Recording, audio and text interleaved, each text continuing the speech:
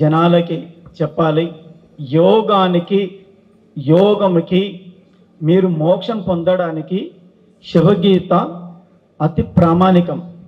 భగవద్గీత నేను ఎలా ఉండాలి, ఏం చేయాలని నేర్పిస్తే నీ మోక్షానికి మొత్తం తీసుకెళ్లేది శివగీత. అలానే శివగీతని ఎన్నుకొని స్వామివారు బాల్యంలోనే వాళ్ళ ఇంట్లో తపస్సు చేసుకుంటూ దాన్ని కొన్ని సిద్ధులు సాధించి ఆ సిద్ధుల ద్వారా తను లోక కళ్యాణం చేస్తూ శివగీతని ఎన్నుకొని ఆ శివగీతనే పట్టుకొని అతను మళ్ళీ ప్రపంచంలోకి వచ్చి హైదరాబాద్లో నాగోలు ఆశ్రమం వేసి అతను చేస్తున్న సేవకి అది మాటలో చెప్పలేము. మాది ఎందుకు తెలుసు అన్నాడు అనంటే మాది పక్క విలేజ్. మాది వారు మా నాన్నగారికి దగ్గర పరిచయం కూడా. మా ఏరియాలో నుండి మేమిద్దరమే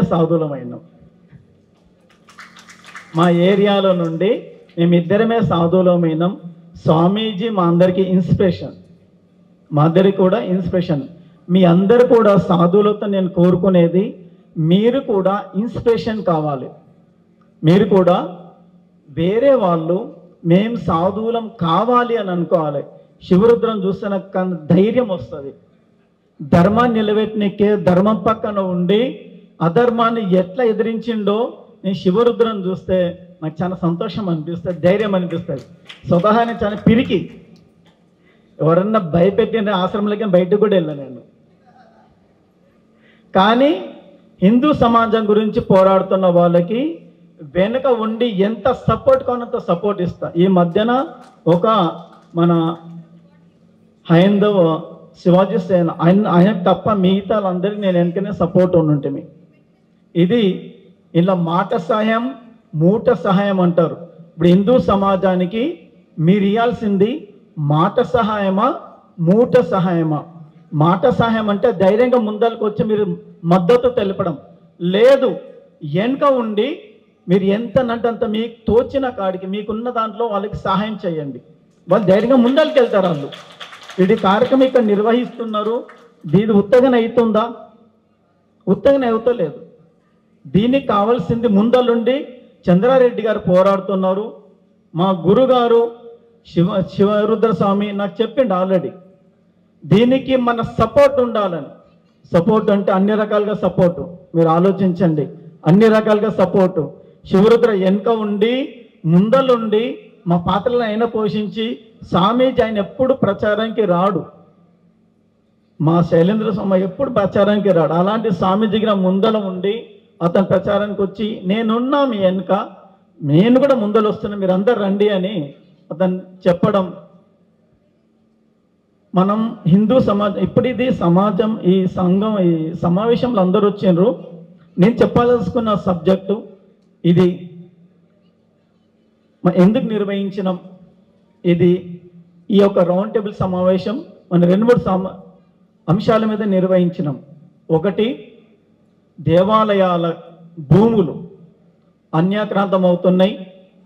ఆ యొక్క అన్యాక్రాంతం అవుతున్న భూములని మనం ఎలా గుర్తించి మనము సంరక్షించుకోవాలి. నాకు తెలిసి మన రాష్ట్రంలో 36,000 ఎకరాలు 87,000 ఎకరాలు ఎండోమెంట్ కింద ఉన్నాయి. మీరు దాంట్లో నుండి బహుశా 28,000-30,000 ఎకరాలు కబ్జా అంటే అన్యాక్రాంతమైనవి. వాటిని మనము ఎలా మళ్ళీ సంపాదించుకోవాలి, వీటి గురించి మనం ఇది సూర్యాపేట జిల్లాలో ఇక్కడ ఉన్న టెంపుల్స్ కొన్ని ఉన్నాయి.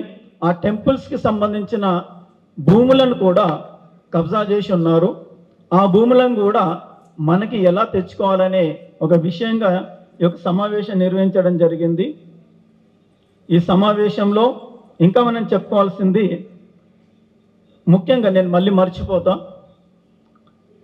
దేవీ నవరాత్రులు దుర్గా నవరాత్రులని ఏపీ గవర్నమెంట్ డిక్లేర్ చేసింది.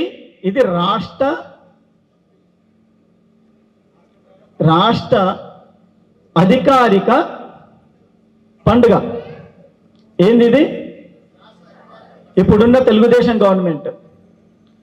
కానీ ఇప్పటి వరకు అమలు జరగలేదు. పోయిన గవర్నమెంట్ అంటే మళ్ళీ అది వేరే గవర్నమెంట్ ఉండే, ఇప్పుడు ఇంకా జరగలేదు. ఎందుకు జరగలేదు? దాని డిలే ఎందుకు అవుతుంది? నా దగ్గర కాపీ కూడా ఉంది, మీరు కానంటే ఋషి చూపిస్తాడు. కాపీ కూడా ఉంది. అయితే జీవో పాస్ అయింది, ఇంకా అమలు కాలేదు. ఇలాంటివి ఎన్నో ఉన్నాయి మనకి. మనం ఇక్కడ అందరు కూడా నా విన్నపం, ఇక్కడ మీ యొక్క లెటర్ ప్యాడ్ మీద మీరు సమావేశాన్ని డిక్లేర్ చేయండి. ఏ అంశాలు అనేది అందరితో సిగ్నేచర్లు పెట్టి వాళ్ళ ఫోన్ నెంబరు, వాళ్ళ పేరు, వాళ్ళ సిగ్నేచరు అలా వేసి గవర్నమెంట్కి పంపిద్దాం. ఇంతమంది వేసినామని ఇంకా వేద్దాము. అప్పుడు కానీ వాళ్ళకి స్పందన వస్తుంది. మనం ఇంత వీడియోలు చేసినా, ఒకళ్ళు సమావేశాలు చేసినా వాళ్ళు ఇక్కడ వచ్చి చూసేది లేదు, వాళ్ళు అనుకునేది లేదు. విత్ ఫోన్ నెంబర్తో సహా. ఇది మేము జై భారత్ ఫౌండేషన్ తరఫున ఒకసారి చేసినాం. 10 లక్షల సిగ్నేచర్లు చేసి ఇచ్చినాం. ఇది అన్నమయ్య క్షేత్రం అప్పుడు అది ధ్వంసానికి గురైనప్పుడు, 1000 స్తంభాల గురైనప్పుడు దాన్ని పునర్నిర్మించాలని అప్పుడు చేయడం జరిగింది. ఇంకో విషయం, మన జనాభా లెక్కలు కూడా చాలా పడిపోతున్నాయి. వాటిని కూడా మీరు దృష్టిలో పెట్టుకోండి. ఇంకో విషయం, ఇప్పుడు మాటలలో చెప్పినప్పుడు మన గుళ్ళల్లో కమిటీలు అవుతున్నాయి. కమిటీలల్లో ధార్మికంగా తెలిసిన వాళ్ళు ఎవరన్నా ఉన్నారా? నా క్వశ్చన్, నా ప్రశ్న. ఉన్న దేవాదాయ ధర్మాదాయ శాఖ కమిటీలల్లో ధార్మికంగా తెలిసిన వాళ్ళు ఎవరన్నా ఉన్నారా? అందులో ఎవరుంటారో తెలియదు. కాబట్టి ప్రతి కమిటీలో ఒక స్వామీజీ ఉండాలి కంపల్సరీ. అందులో పూజారి కూడా అందులో మెంబర్ అయి ఉండాలి. మరియు ప్రతి టెంపుల్లో వారానికి ఒక్కసారైనా సరే పురాణ కాలక్షేపం నిర్వహించాలి. పురాతన కాలంలో మేము చిన్న ఉన్నప్పుడు గుళ్ళకి వెళ్తే అక్కడ పూజారి మాకు పురాణ కాలక్షేపం వినిపించేవాళ్ళు. తద్వారా మేము ఇంకా ఈ బాటలో మన ఇతిహాసాల గురించి, మన పౌరాణిక గాథల గురించి, రాముడి గురించి, కృష్ణుడి గురించి మాకు తెలిసేది. ఇప్పుడు ఎంతమందికి తెలుసు? ముందు వీలే వెళ్ళట్లేదు టెంపుల్కి. వెళ్ళిందంటే అర్చన 11 రూపాయలల్లో వీనికి అన్ని కావాలి. 11 రూపాయలు దక్షిణ వేస్తాడు, 10 రూపాయలు దక్షిణ, అన్నీ కావాలి. క్షేమ, స్థైర్య, విజయ, ఆయు, ఆరోగ్య, ఐశ్వర్య, అభివృద్ధి, మళ్ళీ ఇవి నవగ్రహాల దోషాలు వాళ్ళందనే అన్ని వాళ్ళ 11 రూపాయలు 10 రూపాయలల్లా. పంతులకి దక్షిణ వేస్తే పంతులు సంతోషపడతాడు. మీరు ఆయన నెత్తి మీద శటకపం పెట్టేసరికి, అక్షంతలు వేసేసరికి మీరు సంతోషపడతారు. కానీ అదే పంతులు, అదే పూజారితో పురాణ కాలక్షేపం చేయించినరా మీరు? పంతులు గారు మా ఇంట్లో రథం చేయనీకి రండి, మీకు 1500 ఇస్తాము అంటారు. కానీ మా ఇంట్లో పురాణ కాలక్షేపం చెయ్యండి, మా చుట్టుముట్టు వాళ్ళని పిలుస్తాము అని ఎవరు అన్నారా? రథం చేస్తే ఏమొస్తుంది? అష్టైశ్వర్యాలు వస్తాయి, ఐశ్వర్యాలు వస్తాయి. నేను చేసినాము, నేను రథాలు చేసినాము, మీ దగ్గరకు వచ్చి పూజలు చేసినాము. వాళ్ళు ఎలా ఉంటారో వాళ్ళ మెంటాలిటీ ఏందో నాకు తెలుసు కాబట్టి చెప్తున్నా. ముందు మన లోపల మార్పు రావాలి. ఎవరి లోపల రావాలి మార్పు? మన లోపల రావాలి. ఎవరి లోపల రావాలి మార్పు? వాళ్ళ లోపల వస్తుంది. ముందు మగవాళ్ళ లోపల రావాలి. మీ లోపల ఏం రావాలి మార్పు? మన ధర్మం గురించి పోరాడుతున్న ప్రతి హిందూ ధర్మ పోరాట యోధునికి మీ సహాయం ఉండాలి. ఉంటుందా? ఈ సభకి ఎంతమంది సహాయం చేశారు? చంద్రారెడ్డి గారు ఆయన ధర్మ పోరాట యోధుడు, ఈయనకి ఎంతమంది సహాయం చేశారు? నేనే సహాయం చేయలే. ఇంకా ఎంతమంది సహాయం చేశాను? నేను ఇక్కడికి వచ్చిన అదొకటే సహాయం, స్వామీజీలం కాబట్టి. మీకు మీ స్థాయిలో మీరు హిందూ సంఘ నాయకులని ఎత్తుకోండి, ఆదుకోమంటలే. హిందూ సంఘాలలో పోరాడుతున్న యువకులు ఎవరైతే ఉన్నారు కదా, వాళ్ళందరూ కూడా ఆర్ఎస్ఎస్లో కానీ, విహెచ్పిఎల్ కానీ, బజరంగ దళ్ కానీ ఏదైనా ఉండని, వాళ్ళు పోరాడుతూ అలసిపోతున్నారు. కేసులు మీదేసుకుంటున్నారు. ఆ కేసులకు తిరగలేక, ఇంట్లో ఉపాధిని చూసుకోలేక సతమతమతమయ్యి వాళ్ళు ఎంతో మంది కూడా తమ విధి నుండి, హిందూ ధర్మ యొక్క పరిరక్షణ విధి నుండి వాళ్ళు కొద్దిగా తగ్గుతున్నారు. లేకుంటే సెటిల్మెంట్లు చేసుకుని వెళ్ళిపోతున్నారు, రాజకీయంలో వెళ్ళిపోతున్నారు. వాళ్ళని కాపాడుకోవాలి. రేపటి భవిష్యత్తులో మనకి వాళ్ళు చాలా ముఖ్యులు. ఇక మీకు వచ్చేసి మన గుడులు,